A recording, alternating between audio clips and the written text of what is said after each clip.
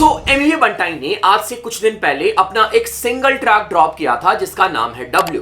Track was really good, मैंने track को already review कर रखा है, बट इस ट्रैक के रिलीज होने के बाद एक कंट्रोवर्सी इस ट्रैक के साथ हमें देखने को मिली है। सो हुआ कुछ ऐसा है कि एमवी बंटाई के इस ट्रैक से थोड़ी बहुत राइम स्कीम और लिरिक्स मैच कर रही है एक ट्रैक से जो कि ड्रॉप हुई थी 28 अक्टूबर 2023 को, और इस ट्रैक का नाम है लाहौर किंग्स।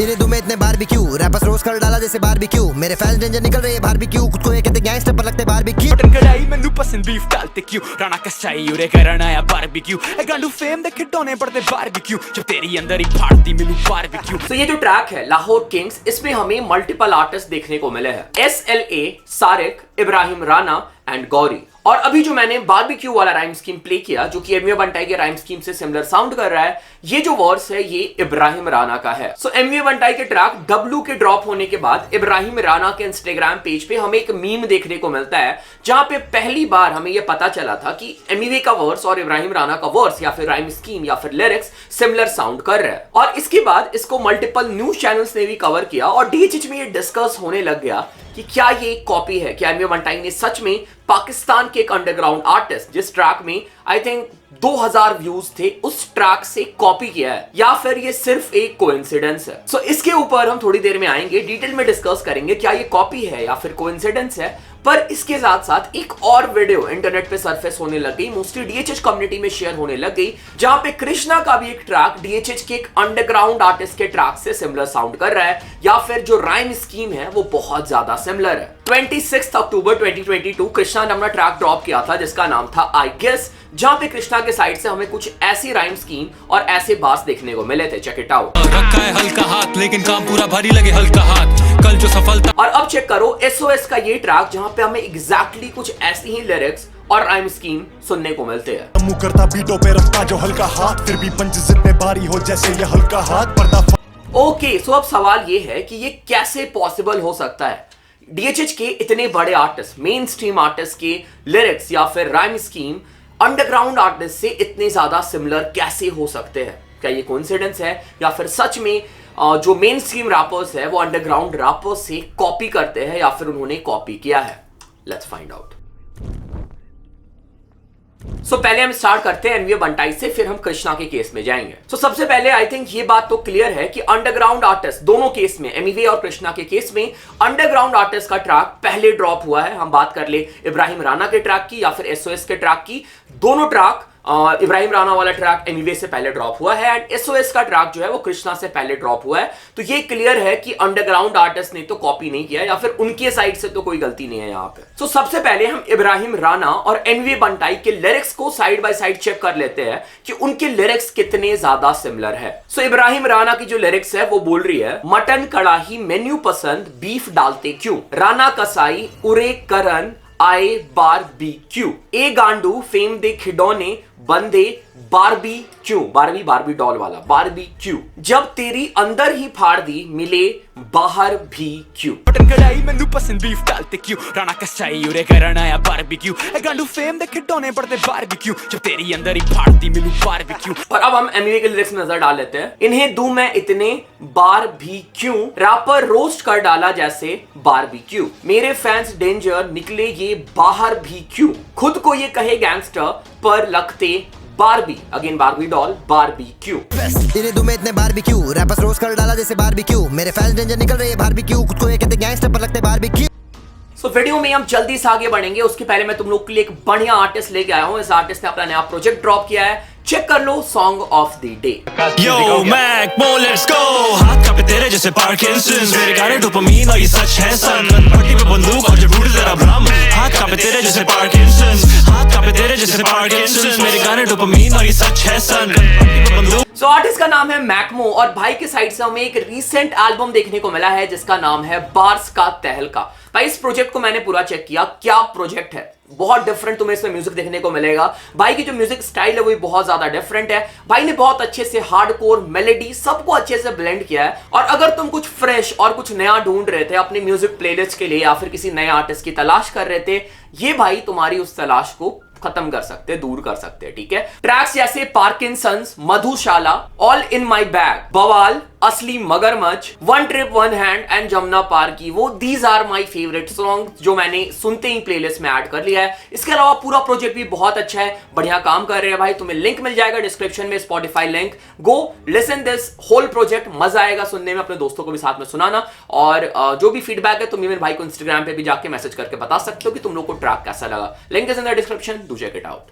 तो यहां पे अगर तुम दोनों लिरिक्स को कंपेयर करोगे, साउंड बिल्कुल सिमिलर कर रही है। उसके साथ साथ दो लाइन जो है ना, दो बार्स जो है वो बिल्कुल एग्जैक्टली सेम तरीके से एंड हो रहे हैं। फॉर एग्जांपल एमिवे का जो बार है वो भी एंड हो रहा है बाहर भी क्यों से, और सेम तरीके से इब्राहिम राना ने भी उसे एंड किया है। एंड अगेन बारबी डॉल वाला रेफरेंस भी हमें इब्राहिम राना के साइड से भी देखने को मिला है। सो यहां पे हम इसे बिल्कुल कोइंसिडेंस मान सकते थे जब लिरिक्स सिमिलर हो, क्योंकि लिरिक्स बहुत सारे गाने के केस में सिमिलर हो सकती है। और तुम लोगों ने बहुत सारे ऐसे ट्रैक देखे भी होंगे जहां हमें सिमिलर रेफरेंस या फिर सिमिलर लिरिक्स देखने को मिले हैं। बट ऐसे बहुत से कम केस होते हैं जहां पे लिरिक्स भी सिमिलर हो और राइम स्कीम भी सिमिलर हो। तुम यहां पे देख सकते हो लिरिक्स तो सिमिलर है ही, बट उसके साथ साथ राइम स्कीम भी सिमिलर है। जिस तरीके से एमिवे ने राइम स्कीम यूज किया है और जिस तरीके से इब्राहिम राना ने राइम स्कीम यूज किया है, बिल्कुल आइडेंटिकल राइम स्कीम लग रहा है। हो सकता है, चांसेस है कि एमिवे बंटाई ने ये ट्रैक पहले सुन रखा हो और फिर उन्होंने वहां से रेफरेंस लेके ये ट्रैक लिखा हो। इसकी पॉसिबिलिटी बहुत ज्यादा है, क्योंकि लिरिक्स और राइम स्कीम दोनों सिमिलर हो ऐसे बहुत रेयर होता है, बहुत कम होता है, जो इस ट्रैक में हुआ है। So, ये जो पोस्ट है इसे रेडिट पे भी शेयर किया गया था और उसमें हमें इब्राहिम राना का उनके साइड से क्लैरिफिकेशन भी देखने को मिला है। तो एक बार हम उस पर नजर डाल लेते कि एग्जैक्टली वो क्या बोल रहे हैं। जो original artist here, I just want to clarify a few things, बाकी जिसने जो सोचना है ऐसा scene. Number 1, I don't have any hate for Emiway. I don't listen to him, but that's personal preference. Number 2, stop making this about India versus Pakistan. Number 3, copied or coincidence. The point of this reel was just to highlight that I have done this wordplay before him, not the way of hating on him. But anyone who writes knows how it feels when it happens, especially when people started sending me screenshot of people, especially praising him for those bars. Number 4, if you don't know who Gauri is and are seriously asking how this is possible for Emiwe to come across this song, then you lack the brain cell, hip hop and industry knowledge to comment on this matter. The rhyme scheme and the flow being the same is obvious, but I would never go at anyone for just that. No one has dominion over a rhyme scheme or a flow, but when 3x4 bars in the same rhyme scheme and flow have the same wordplay as mine and in a very similar context, despite meanings varying, this is still biting if it was intentional. Bahar bhi kyun, bar BQ and Barbie doll, barbecue. These are the word plays that are same and there is literally no denying that bhai. If you are arguing over this, then I don't know the fuck wrong with some of you all. Even I am not outright saying कि ये 100% copy है, but you cannot argue the similarity. I respect Emiwe as an artist and a hustler, and he is no way will be losing anything from this. I could release a diss track on him and it wouldn't affect him भाई। तुम लोग ऐसे रो रहे हो जैसे मार के आया हूं मैं उनको। इसके अलावा और भी है, मैं यहाँ पे स्क्रीनशॉट लगा दूंगा, तुम चेक कर सकते हो। ओके, अगर तुम यहाँ पे मेरी ओपिनियन जानना चाहो तो मैं इसे कोइंसिडेंस बुला लेता अगर सिर्फ लिरिक्स सिमिलर होती या फिर अगर सिर्फ राइम स्कीम सिमिलर होती। बट यहाँ पे लिरिक्स भी सिमिलर है, राइम स्कीम भी सिमिलर है और मोस्टली वर्ड जिस तरीके से वर्ड प्ले किया जा रहा है वो भी सिमिलर है। तो इन सबको देखते हुए मुझे, अगर तुम मेरी ओपिनियन जानना चाहो तो ये तो मुझे कॉपी लग रहा है। बट बाकी आई थिंक एमिवे को, अगर एमिवे इसके ऊपर क्लियरिटी दे दे, वो क्लियर कर दे कि क्या वो इंस्पायर्ड थे या फिर क्या उन्होंने ये ट्रैक सुना था उसके बाद ये लिखा था, तो आई थिंक चीजें और भी ज्यादा क्लियर हो जाएगी। बट अभी तक जितना मैंने चीजों को देखा है और जितना आर्टिस्ट के साइड से, अपोजिट आर्टिस्ट के साइड से भी आया है डिटेल, मुझे तो ये कॉपी लग रहा है। ओके, सो ये हम लोगों ने एमिवे के बारे में डिस्कस कर लिया। एग्जैक्टली सिमिलर कंट्रोवर्सी इस ट्रैक के ड्रॉप होने के बाद कृष्णा के साइड से भी, कृष्णा के ट्रैक के लिए भी हमें देखने को मिली है, तो हम उसके बारे में अब डिस्कस कर लेते हैं। सो अगर तुम लोग यहाँ पे वीडियो छोड़ के कमेंट करने वाले हो कि भाई तू कृष्णा का फैन है, कृष्णा को सपोर्ट करता है, इसलिए तुमने मे बी एमिवे के बारे में ऐसा बोला होगा। देखो, बात यहाँ पे कृष्णा एमिवे की है ही नहीं। अगर मुझे लगेगा कि कोई आर्टिस्ट गलत कर रहा है या फिर कुछ भी, अगर मुझे जो जेन्युइन चीजें लगेगी मैं उसके बारे में बात करता हूँ। अभी थोड़ा सा बस रुक जाओ, कृष्णा ने भी एग्जैक्टली वही किया है जो यहाँ पे एमवे ने किया है। तो अगर मेरी दोनों आर्टिस्ट को लेकर के ओपिनियन डिफरेंट होगी तब तुम्हें लगना चाहिए ना कि मैं किसी पर्टिकुलर आर्टिस्ट को सपोर्ट करता हूं। तो पहले कृष्णा वाला पार्ट भी देख लो, उसके बाद जो तुम कमेंट करना चाहते हो वो नीचे कमेंट कर सकते हो। सो अगर हम यहाँ पे कृष्णा के लिरिक्स में नजर डालें, कृष्णा के लिरिक्स है वो बोल रही है, रखा है हल्का हाथ लेकिन काम पूरा भारी लगे हल्क का हाथ। रखा है हल्का हाथ लेकिन काम पूरा भारी लगे हल्का हाथ, कल जो सफलता। ठीक है, रखा है हल्का हाथ रखना, बट मेरा काम जो है वो बहुत ज्यादा भारी है, लगे हल्क, मार्बल वाला हल्क, उसका हाथ के जैसा हल्का हाथ। ठीक है, और हम चेक कर लेते हैं एसओएस की लिरिक्स क्या बोल रही है। बीटों पे रखता हल्का हाथ लेकिन पंचेज इतने भारी लगता हो हल्क का हाथ। मुंह करता बीटों पे रखता जो हल्का हाथ, फिर भी पंच इतने भारी हो जैसे ये हल्का हाथ। पर्दा एग्जैक्टली सेम ऑर्डर में हल्का हाथ, और यहां पे भी एसओएस के साइड से पहले वो हल्का हाथ वर्ड यूज करते हैं, मतलब वो वर्ड प्ले यूज करते हैं, and then Hulk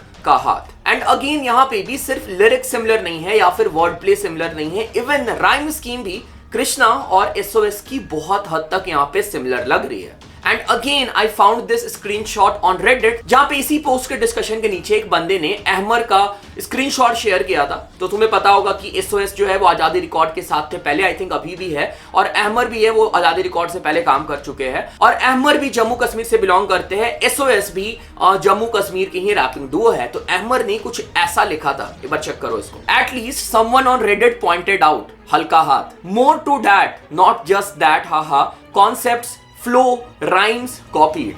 It all gets buried because power in the industry, ass licking and so on. That's why this successful rapper's manager is still mad AF. Cause you can't hide truth for long. And again Krishna और SOS का ये जो situation है ये same है जैसा हमें एमिवे बंटाई के रिसेंट ट्रैक में सिचुएशन देखने को मिला था। राइम स्कीम सिमिलर है, लिरिक्स सिमिलर है, फ्लो भी बहुत हद तक सिमिलर है। अब तुम कोइंसिडेंस, अगेन मैं इसे कोइंसिडेंस बुला लेता, और बहुत लोग जो कोइंसिडेंस बुला रहे हैं ना, तो भाई कोइंसिडेंस में कितनी चीजें सिमिलर हो सकती है। ठीक है, लिरिक्स सिमिलर हो सकती है, ठीक है मैं मान लूंगा, एक वर्ड सिमिलर हो जाएगा, बट राइम स्कीम और जिस हिसाब से वर्ड प्ले किया गया है दोनों एक ही ऑर्डर में, मतलब इतनी ज्यादा सिमिलैरिटी कैसे हो सकती है, और जब इतनी सिमिलैरिटी है तो तुम उसे कोइंसिडेंस कैसे बुला सकते हो। And again for me this is not a coincidence. Okay, so at last मैं बस ये कंक्लूड करना चाहता हूं, क्योंकि मुझे पता है कि जो बीकेपी है और आवाम है दोनों की फैन बेस जो है ना उसमें बहुत सारे बच्चे भरे पड़े हैं। ठीक है, और वो सिचुएशन को मतलब देख नहीं पाते हैं अच्छे तरीके से, उन्हें बस वो देखेंगे कि भाई मेरे आर्टिस्ट को कैसे तुमने बुरा भला बोल दिया, और गालियां बरसाने लग जाएंगे। ठीक है, तो उनको, उनकी गाली को मैं इग्नोर करता हूं और मुझे फर्क भी नहीं पड़ता है, तुम कुछ भी करो, मुझे कुछ फर्क नहीं पड़ता है। बट जो मेच्योर ऑडियंस है, जो हिप हॉप डीएचएच को फॉलो कर रही है 5 साल 6 साल 10 साल से फॉलो कर रही है, और जिसे जेन्युइनली पता है कि इंडियन हिप हॉप क्या है, डीएचएच क्या है, और एक अंडरग्राउंड आर्टिस्ट की मेहनत क्या होती है। ठीक है, अगर वो लोग है ना तो शायद वो लोग इस बात को समझ पाएंगे कि एक अंडरग्राउंड आर्टिस्ट है, उससे उतना लाइमलाइट नहीं मिलता है। और अगर कोई बड़ा रैपर या फिर मेन स्ट्रीम रैपर किसी भी अंडरग्राउंड आर्टिस्ट के काम को रीयूज कर लेता है ना, तो और बिना क्रेडिट दिए हुए, ठीक है, तो ये एक तरह की नाइंसाफी हो जाती है उस रैपर के साथ जिसने ओरिजिनली उस राइम स्कीम या फिर ओरिजिनली उस ट्रैक को क्रिएट किया था। मैं ये बिल्कुल नहीं बोल रहा हूं कि तुम रीयूज नहीं कर सकते हो या फिर तुम इंक्लूड नहीं कर सकते हो, बट बस एक क्रेडिट अगर तुम दे देते हो ना तो चीजें फिर बहुत हद तक सिंपल हो जाएगी।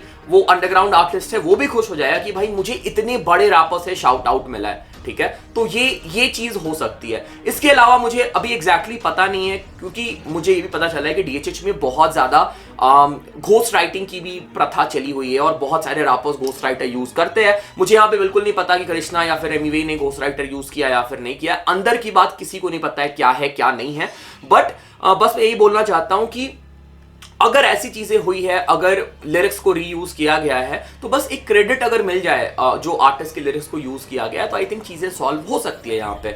बाकी तुम लोग कमेंट कर बताओ तुम्हें क्या लगता है कि ये क्या सिचुएशन है, क्या ये कोइंसिडेंस है या फिर सच में कॉपी हुआ है। मैंने अपनी ओपिनियन तुम लोग को दे दी। बाकी हाँ, you are open to comment down, और तुम्हें अगर कहीं पे भी मैं गलत लग रहा हूं प्लीज मुझे करेक्ट करो अच्छे तरीके से। ठीक है, बाकी चैनल पे पहली बार चैनल सब्सक्राइब करो, सपोर्ट करो, प्यार देखो, इंस्टाग्राम पे फॉलो कर सकते हो, डिस्कॉर्ड ज्वाइन कर सकते हो, और अगर तुम मेरा म्यूजिक प्रोडक्शन का कोर्स बाय करना चाहते हो लिंक डिस्क्रिप्शन में।